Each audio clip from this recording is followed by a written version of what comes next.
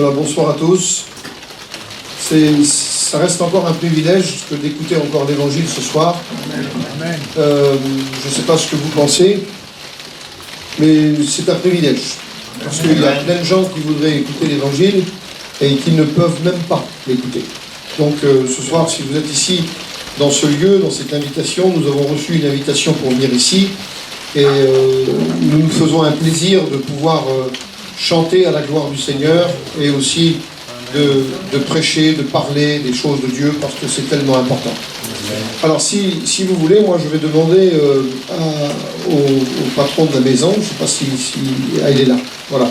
Il va prier le Seigneur pour moi. Voilà. Merci encore Seigneur Jésus. Ton ami, ton serviteur, c'est une grâce réelle, c'est ta parole. Nous pouvons se réunir, Seigneur Jésus. Seigneur, tu as choisi Samy, Seigneur, pour apporter le conseil de ta parole, Seigneur Jésus. Que tu puisses le remplir de l'onction de Dieu qui descend du ciel, Seigneur Jésus. Afin que chacun reçoive un mot, Seigneur. On a tous des besoins particuliers, Seigneur Jésus. Mais tu sais tellement parler au cœur, Seigneur Jésus. Tu connais chacun de nous, Seigneur. Éternel mon Dieu, encore ce soir, révèle-toi au cœur encore, Seigneur Jésus. Par ta grâce, Seigneur Jésus. Merci que ce que tu nous fais pour ce soir, Seigneur Jésus. Merci pour ta présence, Seigneur Jésus. À ton seul nom soit toute la gloire, Père. Amen. Amen. Amen. Amen. Voilà, est-ce que vous me permettez de parler et de dire ce que... J'ai pas envie de vous dire quelque chose ce soir, je sens le besoin de vous dire quelque chose. D'accord ? C'est tout à fait différent. Voilà, merci à Dieu pour les témoignages, pour tout ce qui s'est fait. Donc je ferai une lecture dans l'évangile de Marc au chapitre 8, et je vais citer quelques versets qui sont ici, mais j'aimerais que tout le monde puisse me suivre, s'il vous plaît. Vous êtes tous là ? Amen. Bon, d'accord. On y va alors, d'accord ? Le verset 34 de l'évangile de Marc et au chapitre 8, il est dit ceci. C'est donc...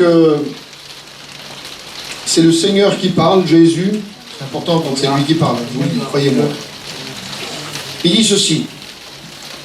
Puis, ayant appelé quelques-uns avec ses disciples, le Seigneur a appelé des gens. Et avec ses disciples. Donc ces disciples étaient déjà les siens. Parce qu'ils avaient suivi Jésus. Ils le suivaient partout. Mais j'ai retenu ce mot-là, moi. Puis, ayant appelé du monde. J'aimerais vous dire quelque chose, et je le dis ici, il y a des engagés qui sont là dans la volonté de Dieu, que Dieu soit béni.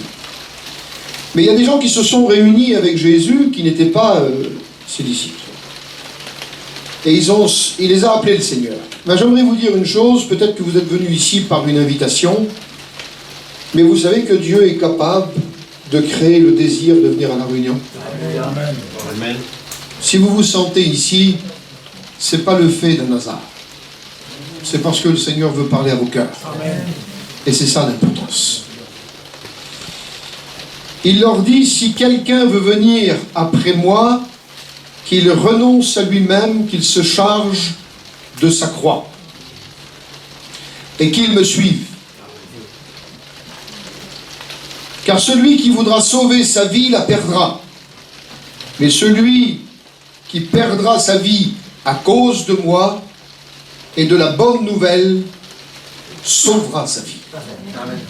C'est des versets qui sont simples, ils ne sont pas compliqués, parce que lorsqu'on lit ça, car celui qui voudra sauver sa vie, la perdra. Quelle est la garantie qui nous permet un salut en dehors de l'évangile? Eh bien, vous pouvez fouiller en fond, en large, dans n'importe quelle distance, vous ne trouverez pas. Et pour ceux qui ont parcouru le monde, qui ont parcouru, qu'ils ont été dans le monde, qu'ils ont fait le tour de la planète, 44 000 km de tour, quel que soit où on commence à la contourner, c'est toujours 44 000 km.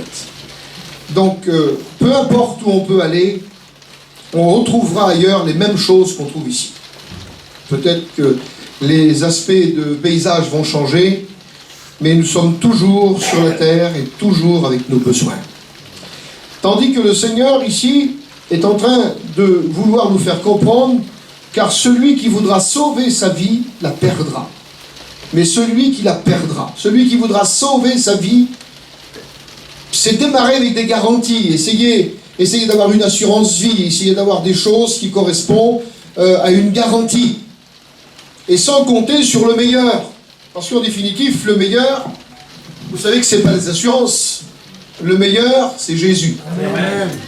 Il n'y a pas meilleur que Jésus. Qu'il est bon, le Seigneur. Il est capable de nous assurer une garantie.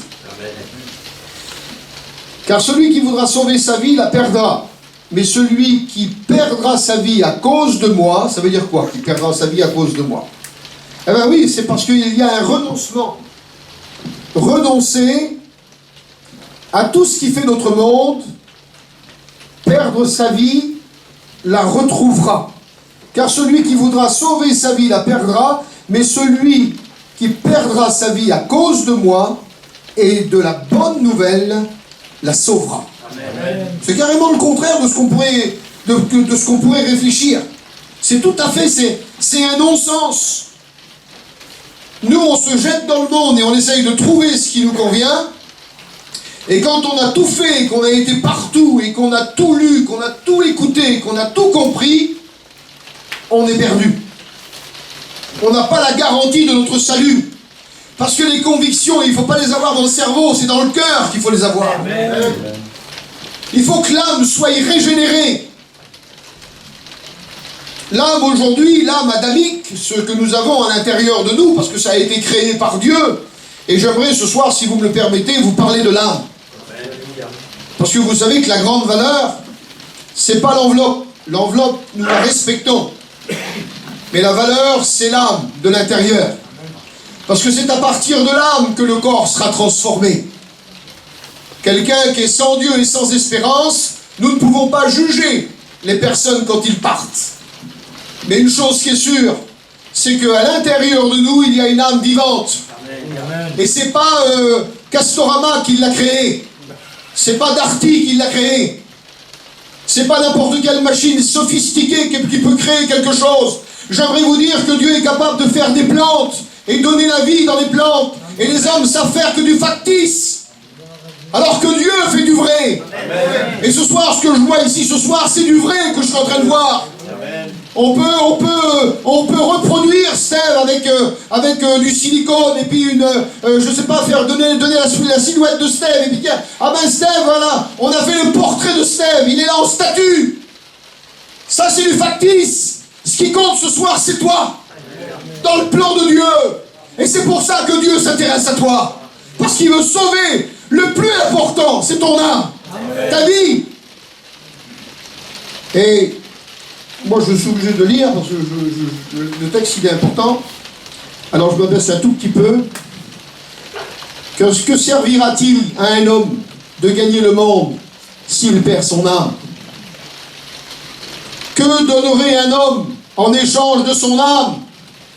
Car quiconque aura honte de moi et de mes paroles au milieu d'une génération adultère et pécheresse, le Fils de l'homme aura aussi honte de lui quand il viendra dans la gloire de son Père avec les saints anges.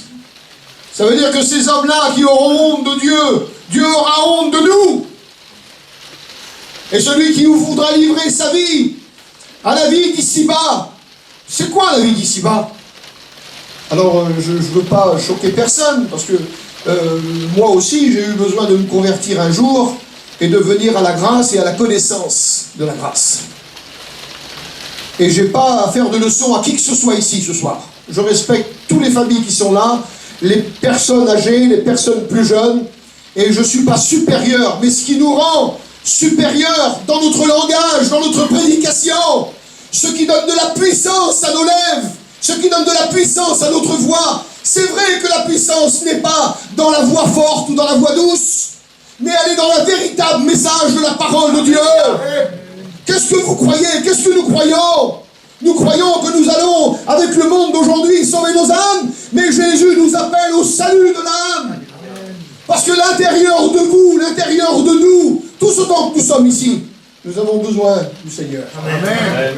Nous avons besoin d'un salut éternel. Et Jésus a tout mis en place pour sauver les âmes.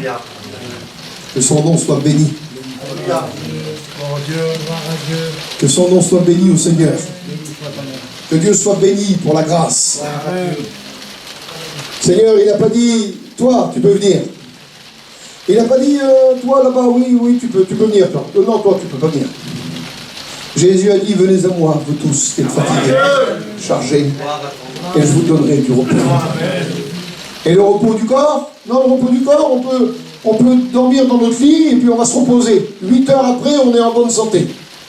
On est en énergie. Mais le repos de l'âme, elle se repose où, elle? Vers qui elle se repose? Dans les boîtes de nuit? Avec la drogue? Avec la boisson? Avec l'alcool? Avec les bagarres? Avec les cris? Avec l'autre peine? Avec toutes ces choses-là? Où elle se repose, l'âme? Pour le repos de l'âme, il faut la présence de Dieu. Celui qui n'a pas encore goûté le Seigneur, celui qui n'a pas encore goûté la présence de Dieu, ne peut pas parler de véritables choses que nous parlons. Mais par contre, vous pouvez les découvrir ce soir. Parce que c'est un évangile miraculeux que nous prêchons. C'est l'évangile de la grâce. C'est l'évangile qui sauve, qui pardonne. C'est l'évangile qui s'investit en toi. Parce qu'il a juste découvert quelque chose, le Seigneur. Un tout petit peu de repentance. Et quand il y a un tout petit peu de repentance au départ, il est encore capable de toucher le cœur pour que le cœur se repent encore plus. Et pour laisser une grande largesse au Seigneur. Parce que le Seigneur, il est grand. Il n'est pas tout petit, c'est pas le petit Jésus de la crèche. C'est le Seigneur du ciel et de la terre. Qui a accompli tout ce que nous voyons ici. Il est lui le créateur de toutes choses. Et aujourd'hui, si tu es là, c'est parce que tu as été créé par lui. Que son nom soit béni. Que son nom soit béni. Regardez, je lis dans le livre de la Genèse, au chapitre 2, et il est dit ceci: l'Éternel Dieu forma l'homme de la poussière de la terre. Vous voyez avec quoi qu'il a travaillé? Sa première base de travail, c'est de la poussière. Et le texte dit, tu es poussière et tu retourneras en poussière. Je ne veux blesser personne ce soir, je parle parce que la Bible m'autorise de dire tous ces mots-là. Si vous le lisez chez vous, vous lirez la même chose. Alors moi je prêche la même chose que vous lirez. La poussière de la terre, c'est nous. Mais Dieu a formé de la poussière de la terre l'humanité. Et de l'humanité, dans le texte que nous lisons ici, l'Éternel Dieu forma l'homme de la poussière de la terre. Il souffla dans ses narines un souffle de vie, et l'homme devint une âme vivante. Vous vous rendez compte? Les proverbes dans le livre de Job, c'est ça, 22, je crois que c'est le livre de Job, chapitre 22. Il dit, Dieu, jette l'or dans la poussière. J'aimerais vous dire que nous, on était de la poussière, et l'or est venu nous sortir de la poussière. Et à partir de là, Dieu a créé un homme. Il s'appelle Adam. C'est le premier humain de la terre. Vous vous rendez compte un petit peu? Et il l'a créé de la poussière. Il a fait ce que la science n'arrive pas aujourd'hui encore à découvrir. Le mystère du corps. Le mystère de la complexité du corps. Le corps est parfait. Que ce soit dans les tissus intérieurs, que ce soit dans les veines, dans le cerveau, dans les cellules. De la poussière, Dieu a créé un être vivant. Et il insuffla en lui une âme vivante. Et comme on comprend d'après le texte, Adam avait été créé parfait. Mais il était inanimé. Il avait les yeux fermés. Je ne sais pas s'il était couché sur le côté ou peu importe. Mais une chose qui est sûre, c'est que Dieu l'avait créé. Il était là, il était inanimé. Et à un moment donné où tout était terminé, il a insufflé dans ses narines une âme vivante. Et d'un seul coup, les yeux se sont ouverts. Il a commencé à bouger. Il a commencé à agir. Il a commencé à se lever. Et il était aux ordres de Dieu. C'était pas un robot. Mais Dieu lui avait donné des ordres. Et Adam a été vers le plus mal. C'est pour dire que quand il y a la puissance des ténèbres, et au départ elle est arrivée, cette puissance des ténèbres, et aujourd'hui elle n'est pas arrivée, ça fait 6000 ans qu'elle est sur la terre. Et ça fait 6000 ans que les hommes sont bernés par la méchanceté du diable, et par la puissance des démons, et par la puissance du péché. Et dans cette soirée, le Seigneur veut nous stopper.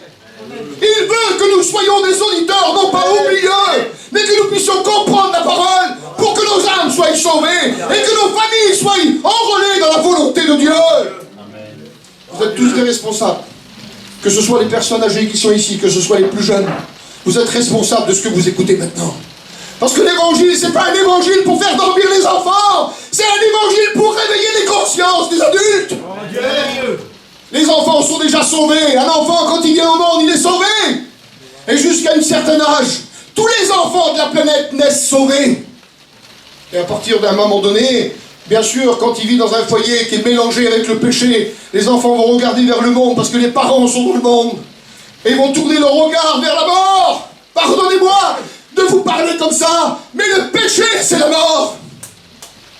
Et ils vont regarder, et ils vont suivre les parents, et ils vont sortir de leur adolescence, et ils vont aller dans le péché, ils vont aller dans les amusements, ils vont aller partout. Ce que tous les païens peuvent faire,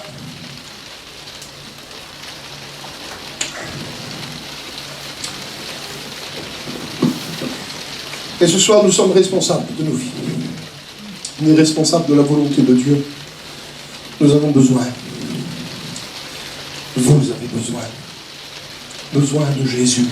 Amen. Besoin du meilleur. Amen. Celui qui est capable de sauver nos âmes.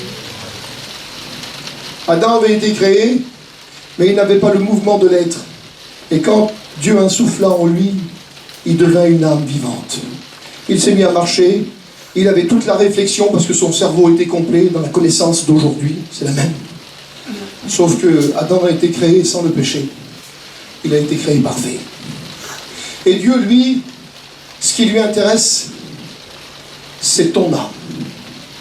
Parce que pour l'âme, il y a deux lieux pour l'éternité.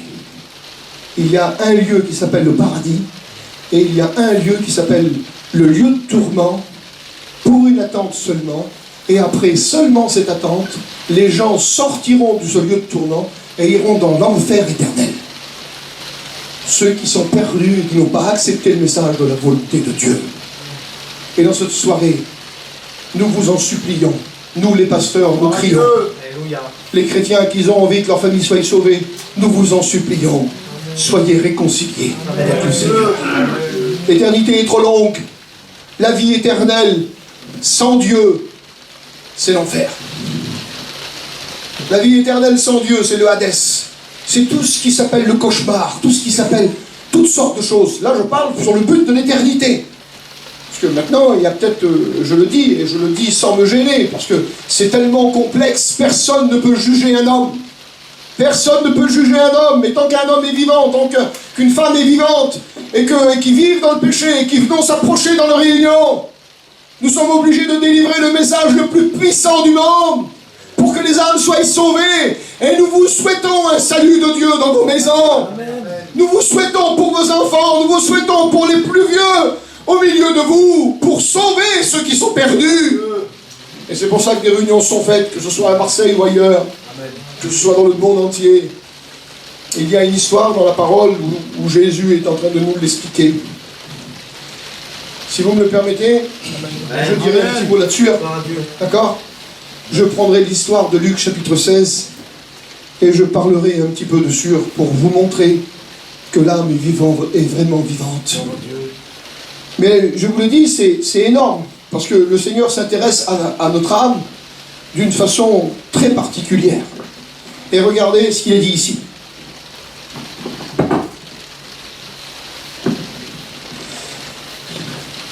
Luc chapitre 16, et là je suis obligé de lire le verset 15, parce que c'est pas Samy qui explique l'histoire, c'est ni Steve, c'est ni les serviteurs de Dieu qui sont ici. Le texte dit, Jésus leur expliqua. Amen. C'est Jésus qui explique. Il est dit ceci, un pauvre nommé Lazare était couché à la porte du riche, couvert d'ulcères, et désireux de se rassasier des miettes qui tombaient de la table du riche, et même les chiens venaient lécher ses ulcères. Le pauvre mourut. C'est pas parce qu'il est pauvre qu'il a été sauvé, c'est parce que c'était un fils d'Abraham et qui vivait encore dans la loi de Moïse. Le pauvre mourut et il fut emporté par les anges dans le sein d'Abraham. Et là, il y avait un riche dans une maison qui avait négligé la loi de Moïse. Et lui, il s'était disqualifié dans son parcours terrestre. Et il avait perdu le salut de son âme. Et le texte dit, le riche mourut aussi. et il fut enseveli dans le séjour des morts. Il leva les yeux et tandis qu'il était en proie au tourment, il vit de loin Abraham et Lazare dans son sein. Et pourtant Lazare, il était devant sa porte de sa maison, couvert d'ulcères. J'aimerais vous dire que quand Lazare est mort, son corps biologique a été dans le cimetière. Et c'est son âme qui est partie dans le paradis.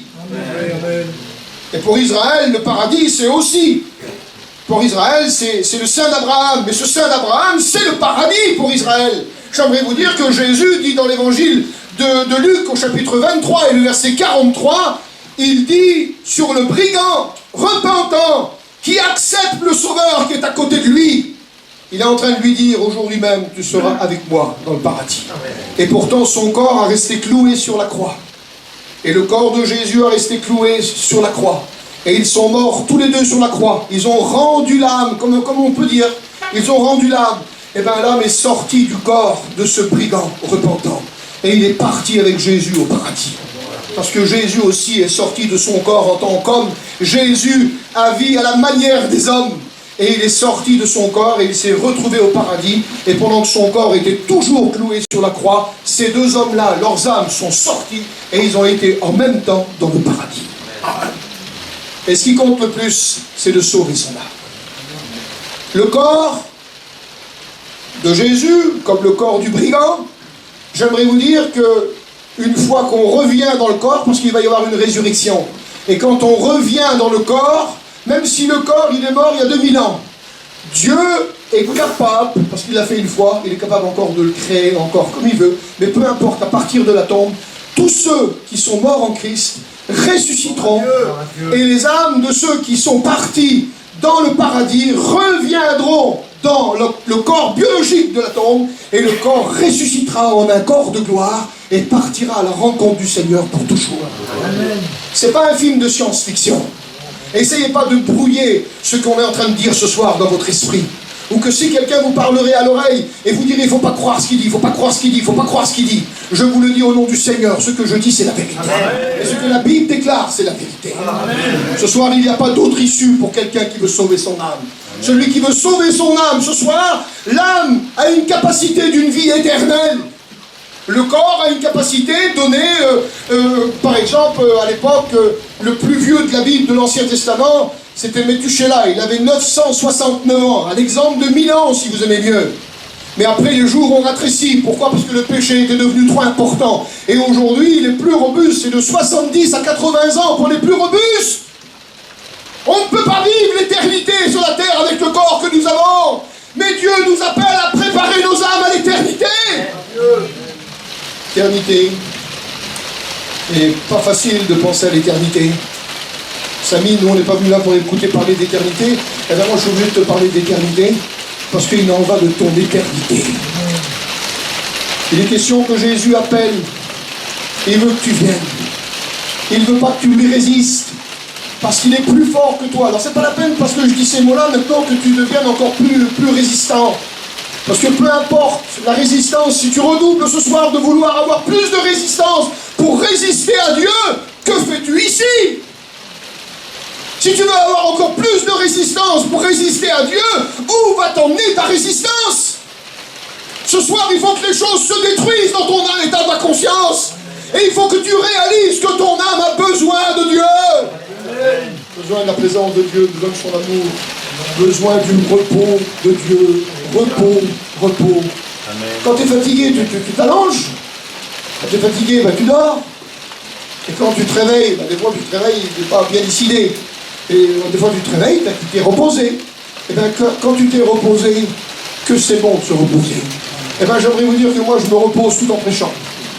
Parce que je sais que je ne crains rien pour mon âme. Je suis sauvé. Je suis sauvé. Je suis chrétien. Voilà ma gloire, mon espérance, c'est mon soutien. C'est le Seigneur qui me soutient. Ce soir, le Seigneur t'appelle. Il veut que tu viennes. Et l'âme, elle est vivante. Elle est vivante, l'âme. Et quand le personnage quitte son corps pour aller dans le sein d'Abraham, et que l'autre est perdu parce qu'il a négligé la loi de Moïse, lui, il se trouve en bas, dans le lieu de tourment. Et Lazare se trouve en haut, près du Père Abraham, le Père de la foi. Il est dit dans Genèse chapitre 12, Abraham, tu deviendras le Père de toutes les nations de la terre. Et la Bible déclare que maintenant, c'est aujourd'hui par la foi, tout est possible. Tu peux croire ce soir, tout est possible. Tu peux donner ton cœur à Dieu, tout peut changer. Tu peux être délivré de la drogue, délivré de la cigarette, délivré de la poisson, délivré de tout ce que le monde peut t'offrir. Et ce soir, tout peut changer. Et le Seigneur est vivant, il est tout puissant. Amen. N'oubliez pas qu'il y a un perdu dans le texte, et il y a un sauvé. Et le perdu est en bas dans le lieu de tourment. Et faites attention, c'est Jésus qui explique l'histoire. Et il est en train de détailler l'histoire.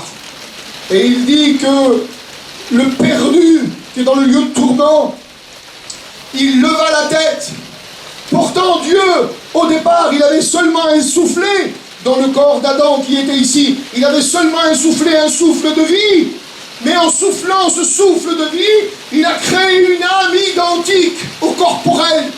Mais il est à l'intérieur. Et seule cette âme-là peut vivre dans un lieu éternel. Et c'est ce que tu as à l'intérieur de toi. Tu as quelque chose à l'intérieur de toi qui peut vivre dans un lieu éternel. Éternel sans Dieu ou éternel avec Dieu.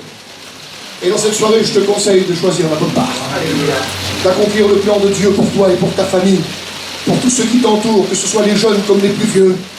Et ici, ce personnage, le texte dit qu'il a été enseveli. L'autre dit, c'est les anges qui l'ont emmené dans le sein d'Abraham, dans le paradis d'Israël. Et donc, dans le lieu de tourment. Et dans ce lieu de tourment, il n'est pas avec son corps, parce que le corps biologique est dans le cimetière. Il est avec son âme. Et la Bible déclare ici, dans le texte, qu'il leva les yeux. J'aimerais vous dire que les yeux se trouvent dans le corps. Mais Jésus qui explique l'histoire, il est le scientifique des scientifiques, il est le créateur de toutes choses. Et il est invisible pour lui, c'est comme si qu'il voit à l'œil nu. Alors que nous, l'invisible, on ne voit rien. C'est tout juste si on voit en travers. Là, on voit en travers, mais on ne voit même pas. Peut-être des fois le plastique. Eh bien, j'aimerais vous dire, pour Dieu, il n'y a rien qui lui échappe. Et Dieu, il sait que celui qui est perdu, il est dans le lieu de tourment. Et le texte dit, sans son corps, le corps, il est dans la tombe biologique. Il leva les yeux et il vit de loin.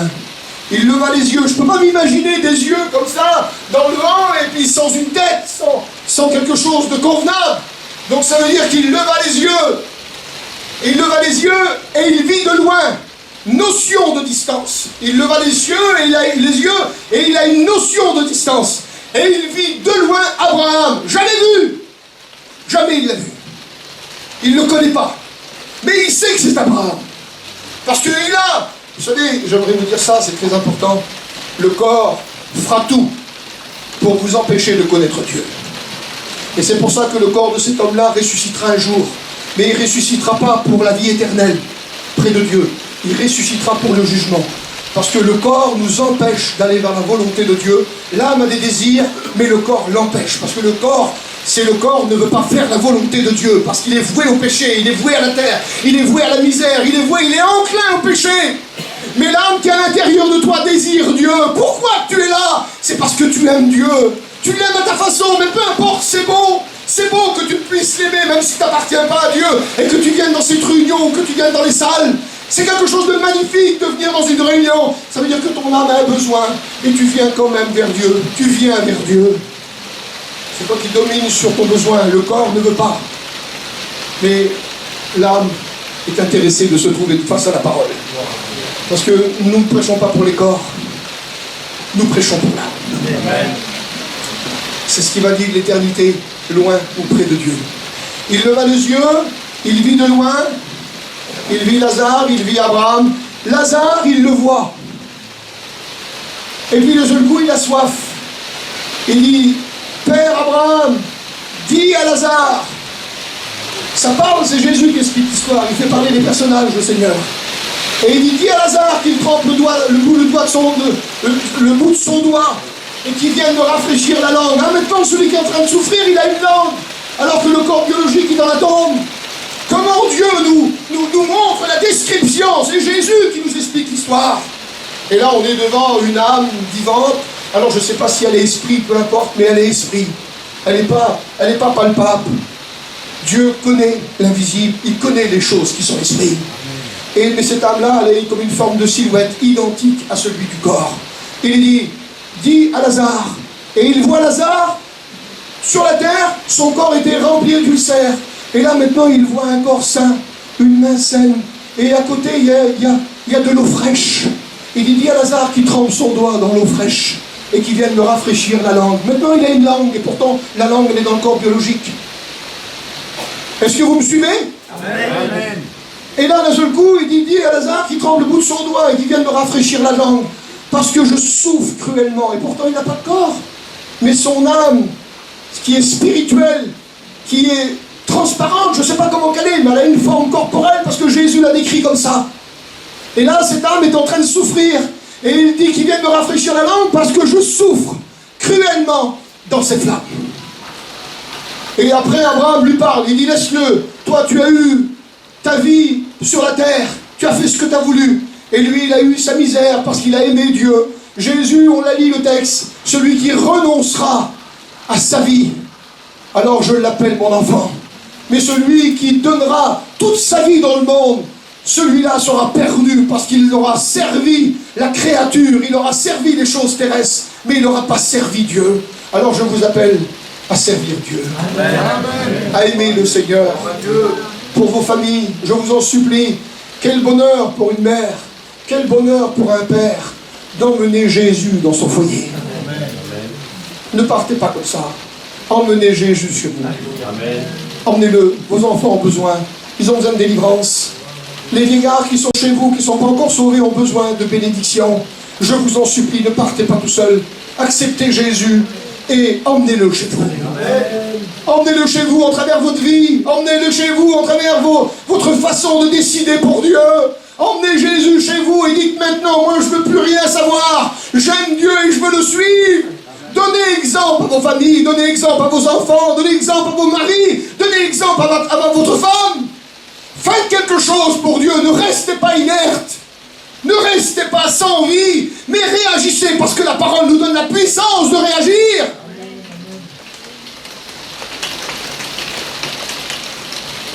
Vous savez pourquoi que Dieu ne nous a pas parlé beaucoup du paradis? Et je vais terminer. Dieu ne nous a pas parlé beaucoup du paradis, parce que il nous en a parlé seulement que 3 fois. Et il a cité seulement le mot paradis. Et il n'a pas décrit. Il a décrit un tout petit peu. Mais s'il aurait fait des grands chapitres, des grands livres dans la Bible, et qu'il aurait décrit le paradis, je vous le dis devant Dieu, il n'y a plus personne qui voudrait vivre sur la terre. Tout le monde voudrait aller au paradis.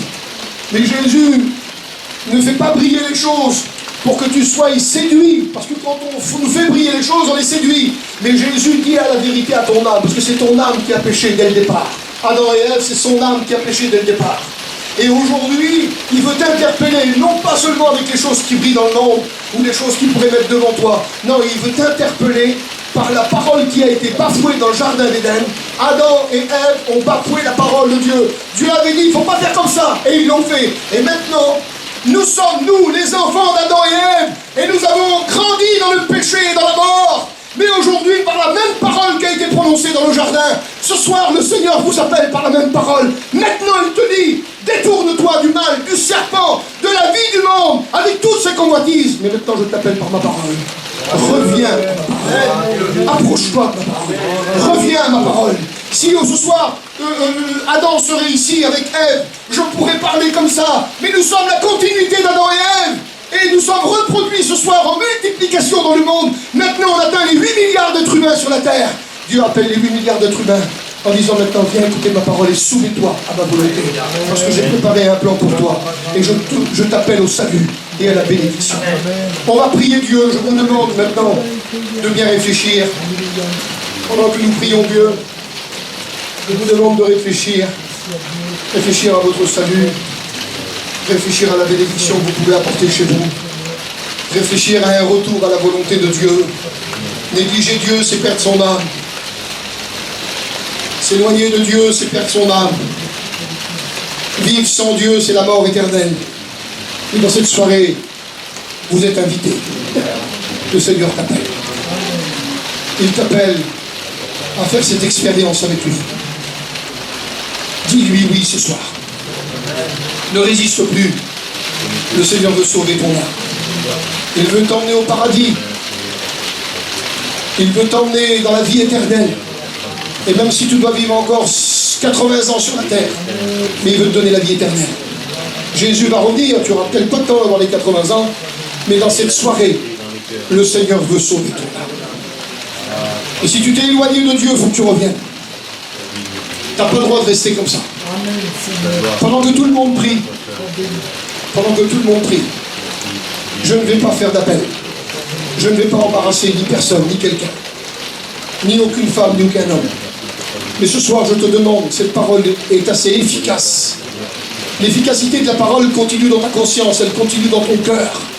Elle continue à te pousser à la repentance. Elle continue même à te donner la force d'ouvrir la bouche ou d'ouvrir ton cœur pour que tu puisses formuler une prière ce soir et dire Seigneur, j'ai besoin de toi.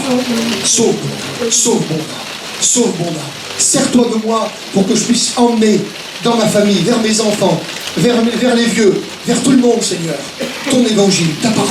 Où sont les courageux ce soir? Je ne ferai pas lever aucune main, je ne ferai pas aucun appel, mais je vous demande ce soir de prendre une décision à votre place. Donc, tu n'as pas peur, tu ne lèves pas la main, mais ce soir, prends une décision au nom de Jésus. C'est entre toi et le Seigneur. Moi, je n'ai même pas besoin de voir. Ce qui compte, c'est que lui connaît ta décision. Ce qui compte, c'est que lui sait que tu vas accepter le Seigneur dans ton cœur et que tu veux faire une expérience avec lui. Alors je fais une prière. Et je vais demander à Steve de faire la prière. Steve, fais la prière. Pendant que tout le monde a les têtes baissées.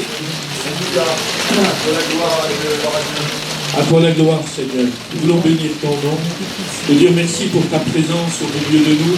La grâce que tu fais à chacun de pouvoir se donner à toi-même, de pouvoir donner sa vie non pas à un homme, non pas à une religion, mais à Dieu, celui qui est venu chercher et sauver tous ceux qui sont perdus. Amen. Merci pour l'œuvre de Dieu au milieu de nous.